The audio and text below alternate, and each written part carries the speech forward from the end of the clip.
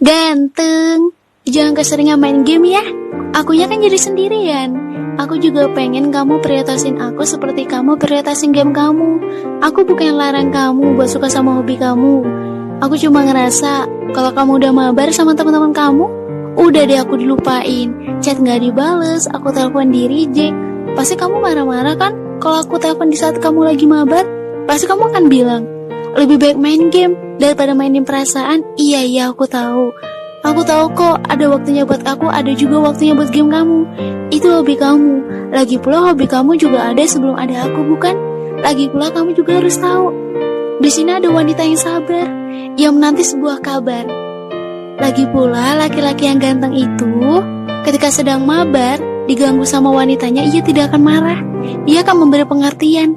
Jangan keseringan mabar, nanti gamenya aku uninstall mau.